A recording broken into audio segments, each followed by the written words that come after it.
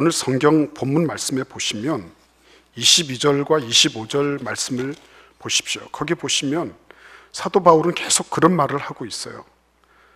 거기서 무슨 일 당할는지 알지 못하노라. 사도 바울도 모른대요.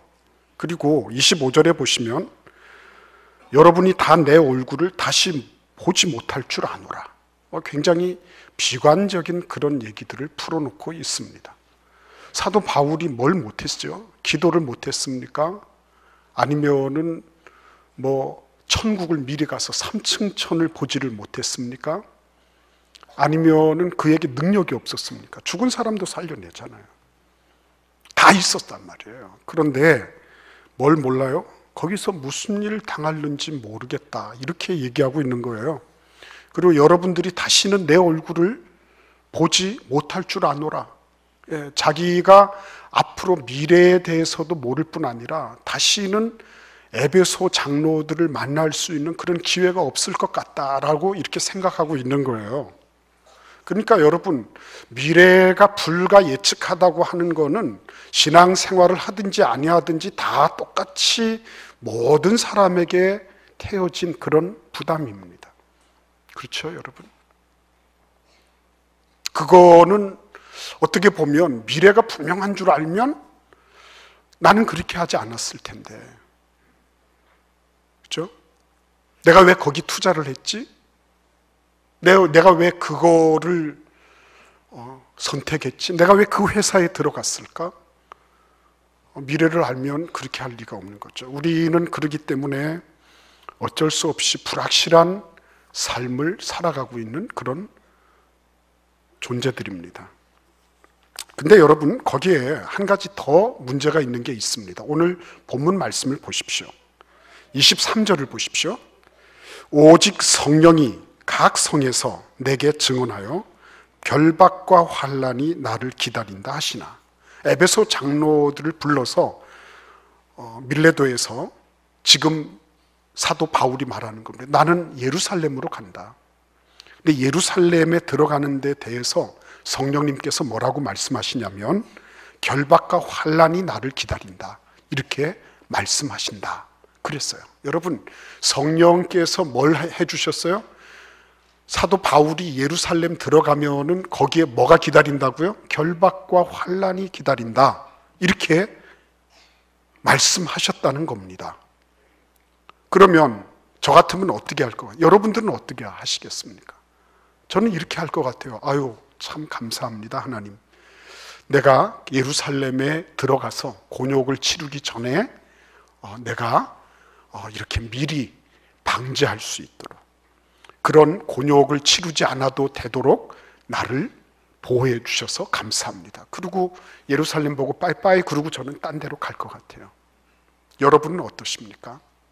그런데 사도 바울은 그렇게 하지 않아요. 우리가 오늘 관심을 가지고 보고자 하는 게 이거예요. 모든 거는 불가 예측한 겁니다. 우리가 그렇게 1000m 쇼트랙에서 우리가 금메달 딸 것이 거의 확실시 됐어요. 금밭을 일군다 그랬습니다. 그런데 그 최민정 선수, 심석희 선수가 최선을 다해서 잘 달리다가 마지막 한 바퀴를 남겨놓고 둘이서 충돌해 버렸어요. 확실했는데 그게 아니었어요. 확실한 게 아니었습니다. 컬링 같은 거 보세요. 컬링은 어때요? 확실했습니까, 여러분? 8개 나라 나오는데 8등 했어요, 8등. 여러분, 그 컬링 선수들이 어떻게 했습니까? 처음부터 유망했습니까? 그냥 컬링 할 사람 여기 붙어라, 이렇게 한 거잖아요. 그게 무슨 국가대표가 될 만한 뭔가 있었습니까? 전혀 기대 안 했잖아요. 전혀. 지금은 난리도 아닙니다. 지금 동그랗게 생긴 거는 전부 컬링 스톤으로 다 변했어요. 전부 이거 같다. 심지어 애기 유모차도 이렇게 밀어놓고 그 앞에서 막 쓸고 다녀요. 그 정도가 돼버렸어요. 그러니 여러분, 예측 불가능했는데 이게 어째 이런 일이 있습니까? 불확실했잖아요. 그런데 지금은 아주 분명하게 은메달은 따는 거 아닙니까? 그렇죠? 그리고 스웨덴은 이미 우리가 한번 이겨봤기 때문에 우리가 잘하면 금메달도 딸 수 있는 거예요. 이게 이런 일이 있는 겁니다. 우리가 확실하다고 해서 확실한 건 아니다. 또 불확실하다고 해서 그것이 다 사람들이 생각하는 것처럼 좋지 못한 결과를 낳는 건 아니다. 얼마든지 그것이 바뀔 수 있는 것이 인생이다. 그렇죠? 오늘 여기에도 보시면 성령은 분명히 말씀하시는 겁니다. 예루살렘 들어가면 결박과 환란이 너를 기다리고 있다. 그런데 우리가 24절 같이 한 번 더 읽어보겠습니다. 내가 달려갈 길과 주 예수께 받은 사명 곧 하나님의 은혜의 복음을 증언하는 일을 마치려 하면은 나의 생명조차 조금도 귀한 것으로 여기지 아니하노라. 여러분, 이거를 우리가 우리 입장에서 보면 사도 바울은 엄청난 일을 하고 있는 거예요. 사도 바울은 말 그대로 사람들이 생각할 때 이거는 참 아닌 거야. 이런 사람들을 보고 광신자라고 그러는 거야. 이런 사람들은 사도 바울 정도 되니까 이런 결정을 내리는 거지 라고 우리는 지레 짐작을 합니다. 저도 그렇게 생각을 하는 거예요. 그런데 한번 생각해 보십시오. 하나님 입장에서 한번 보십시오. 굳이 환난과 결박이 기다리고 있어요. 그런데도 불구하고 복음을 증거하기 위해서 예루살렘으로 발걸음을 옮겨 놓겠다고 하는 사도 바울을 보실 때 하나님은 어떤 마음이실까요? 누가 가라 그럽니까? 너 반드시 예루살렘 가야지 된다라고 하나님이 명령을 하셨나요? 그렇지 않잖아요. 그런데도 불구하고 나의 달려갈 길이라 그러는 거예요. 자발성이 있는 거예요. 내가 자원해서 가려는 거예요. 그리고 그거를 뭐라 그럽니까? 주 예수께 받은 사명이라 그러는 거예요. 그게 뭐예요? 예수님의 복음을 증거하는 거. 예수님의 복음을 증거하는 거. 생명의 복음을 증거하는 거. 이거를 예루살렘에 가서 종결 짓겠다고 하는 거예요. 하나님이 보실 때 어떠실까요? 저는 사도 바울의 이런 일대기를 쭉 되뇌이면서 사도 바울이 예수님하고 함께하는 삶을 살았구나 하는 흔적을 볼 수가 있었어요.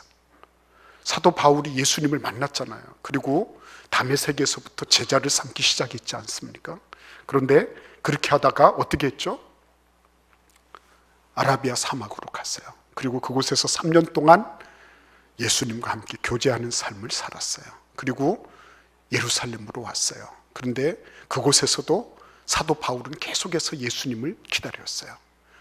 제자들은, 사도들은 예루살렘에 온 이 사울이라고 하는 청년을 보면서도 미심쩍어 했습니다. 그는 존재했지만 존재하는 게 아니에요. 사도들에게 투명인간과 같았어요. 그런데 가서 그는 함부로 부하내동하거나 안 그러면 자기 혼자서 막 어떤 걸 하려고 하지 않았어요. 예수님을 기다렸어요. 예수님께서 바나바라고 하는 사람을 보내주셨는데 그 사람이 이 사울을 데리고 사도들에게 가서 변호사 역할을 하고 그가 이 사도들에게 이 사울이라고 하는 청년을 잘 얘기해 줬어요. 너무 원더풀한 거죠. 그는 예수님과 함께 동행하는 법을 배우기 시작했어요. 아닌 게 아니라 우리 마태복음 11장 28절을 한번 보시겠습니까? 한번 같이 읽어보도록.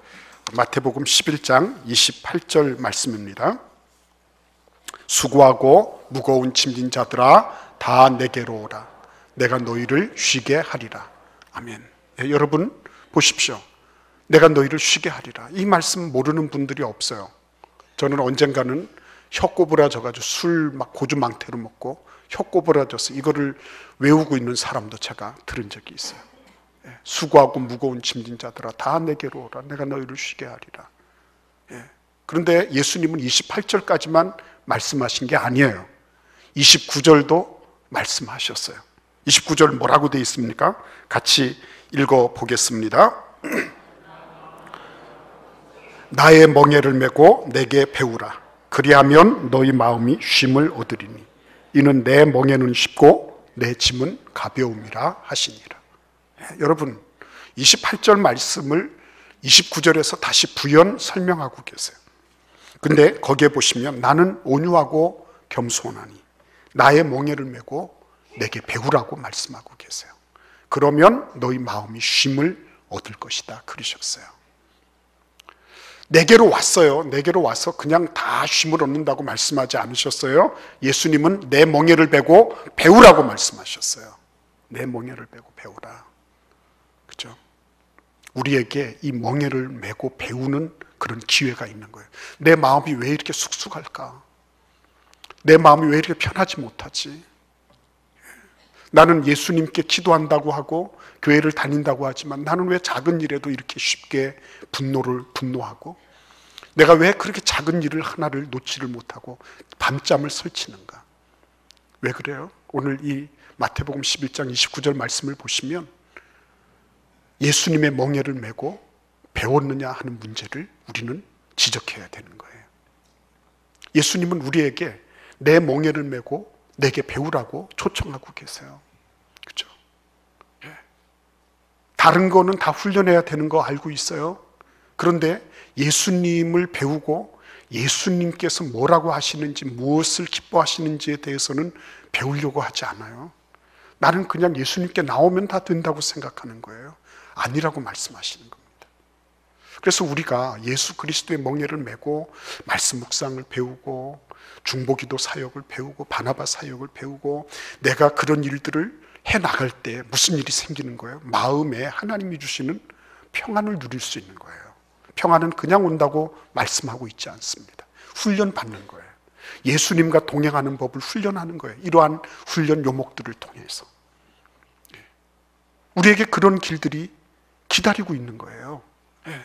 여러분, 우리가 그냥 와서 나는 예배 한번 드렸으니까 주일날 도장 찍었습니다. 나는 출석 도장 찍었으니까 앞으로 다음 주일날 뵙겠습니다. 이게 아니라 내가 그 사이에 하나님께서 나에게 주시는 이러한 훈련의 과정들, 예수 그리스도의 멍에를 메고 배우는 이런 과정들을 겪어 나갈 때 그때 하나님께서 우리에게 마음의 평강, 그렇죠? 예수 그리스도를 배워나가면 하나님에 대한 이해의 폭이 커지잖아요. 그리고 무엇보다도 하나님에 대한 이해의 폭이 커지면 사람에 대해서도 이해의 폭이 커져요. 왜냐하면 내가 누군지를 아니까. 하나님 앞에서 말씀에 비추어 봐서 내가 누군지를 아니까요. 나 같은 처지에 있는 다른 동료 인간들에 대해서도 이해할 수 있어요. 그가 어떻게 도발을 하든지 그가 어떤 잘못을 하든지 그래.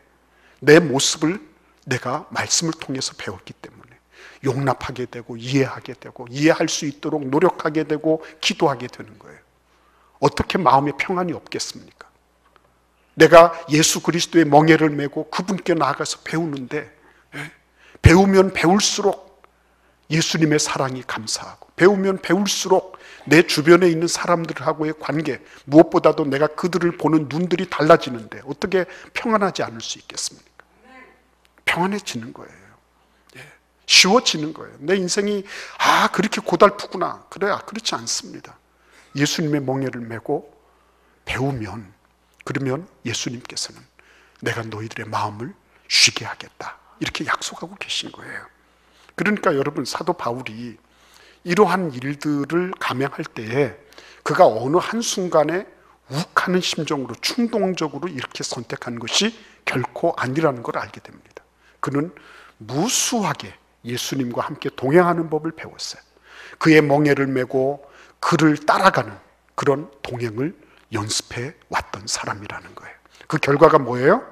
이렇게 힘들지만 어렵지만 지금 환난과 결박이 기다리고 있지만 그 길을 선택하도록 만든 거예요. 여러분, 오늘 사도 바울은 나의 생명조차 조금도 귀한 것으로 여기지 아니한다, 이렇게 고백하고 있습니다. 나의 생명조차. 그러니까 여러분, 사실을 따지고 보면 사도 바울이야말로 제일 행복한 사람이에요. 그죠? 제일 행복한 사람. 왜요? 알면서 가잖아요. 알면서. 환난과 결박이 기다리고 있는 줄 알면서 가는 거예요. 위대한 인물입니다. 그렇잖아요. 다 알면서 가는 거예요. 예수님도 십자가가 앞에 있는 줄 아시면서 가는 거예요. 알면서 당하시는 거예요. 여러분, 교회 일이 만만합니까? 주님을 섬기는 일이 쉽습니까? 안 그래요. 그렇지만 알면서 가는 거예요. 옆에서 무슨 소리 하는 사람이 있을 수 있어요. 시각이 다른 분들도 있을 수 있어요. 다른 견해 가진 분들도 있을 수 있어요. 때로 보면 전혀 앞뒤 맥락 없이 그냥 막 비난하는 분들도 있을 수 있어요. 알고 가는 거예요. 그런데 신앙생활 그렇게 하는 거예요. 네. 모르고 하는 거 아닙니다. 그래, 그럴 수 있어. 그렇게 볼 수도 있지. 네. 그렇게 하고 넘어가는 거예요. 네. 예수님께서 야 가룟 유다 네가 지금 무슨 생각하고 있냐? 네. 너 정신 차려라 이놈아. 이렇게 하지 않으셨어요. 그냥 두셨어요. 네. 그냥 두셨습니다. 아시니까. 그 십자가의 길이 얼마나 영광스러운 것인지 아시기 때문에 내버려 두시는 거예요. 여러분. 네. 오늘 이 사도 바울은 그런 면에서 보면 아주 행복한 사람이에요. 왜요? 목숨하고 바꿀 만한 가치가 있다는 것은 행복한 거 아닙니까? 이 사람이 뭐가 두렵겠습니까?